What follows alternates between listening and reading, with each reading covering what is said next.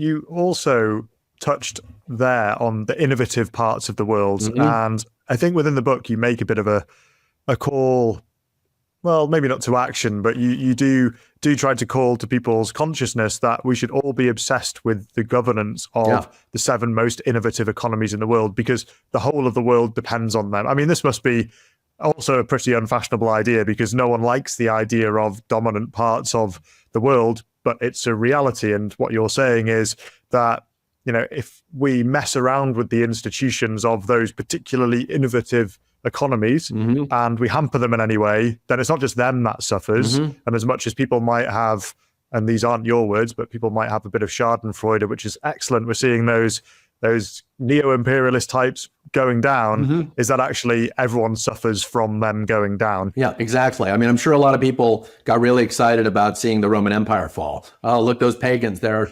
finally getting what they deserve for worshiping the false gods, right? And then, you know, it took like 1,000 years to get back.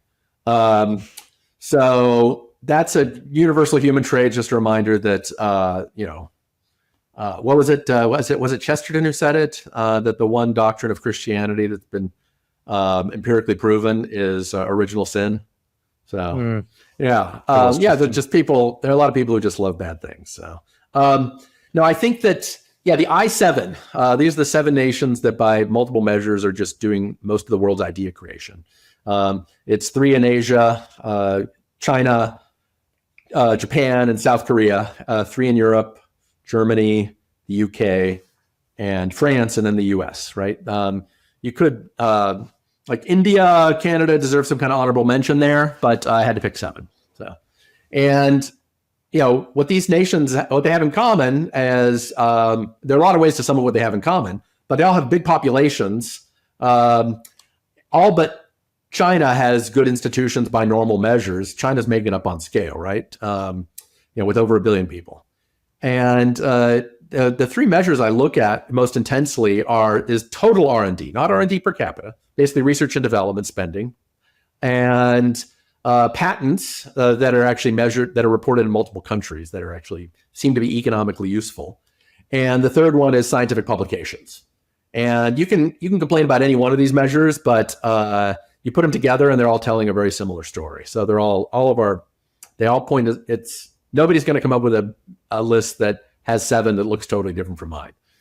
And if migration policy, if say low-skilled migration policy, or ends up setting off ethnic conflict and weakening institutional capacity in these countries, even slightly, that means the whole world pays a cost. So if people want to run their migration experiments, I think people should do it in a country like Iceland, country with its low population, separate, you know, physically separate from a lot of other countries. So we can run the experiment there. And we don't want to put institutions of the US or China or Japan at risk, because they're just creating stuff that we're all using. The US and these I-7 countries, they are the R&D labs for the entire planet, and they should start hiring like it. Immigration policy should be treated like employment policy, multi-generational employment policy. And that's how we should be thinking about these decisions. That should get very important part, top of mind, should be that these I-7 countries are doing the innovation that the whole world relies upon, and that we don't have a deep bench to go to if one of these countries falls, or even weakens slightly.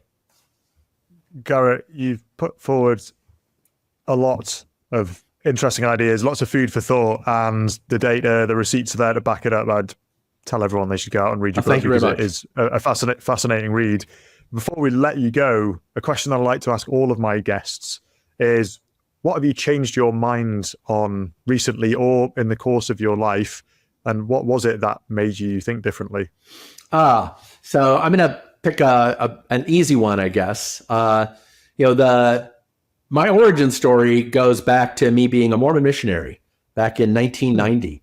And I had spent years thinking about whether the claims of the Latter-day Saint Church was true, whether the golden plates were really there and the angels came and whatnot. And I ultimately decided that I did not believe it, that this stuff was very unlikely to have happened. Part of the reason that mattered so much for me is it meant that people who were really Mormons, Latter-day Saints, are very smart people, and on average they're well educated. The folks that I was raised around were exceptionally well educated, really sharp folks. and they're incredibly kind. So what I learned from leaving Mormonism is that people could be both smart and really nice and still be wrong. And the difference between my experiences with the Mormons and my experiences with academics is that academics are really smart. But in both cases, they can both be wrong, right? So I can be around people who are smart and wrong, and I should keep that in mind every day. And so that means that, the cliche is true. To some extent, you do have to do your own research. I do trust the work that I see around me, partly because I've dug in deep into finding out the foundations, the methodological critiques of the research that I look at. But at the end of the day, I found a lot of people, a lot of information I trust.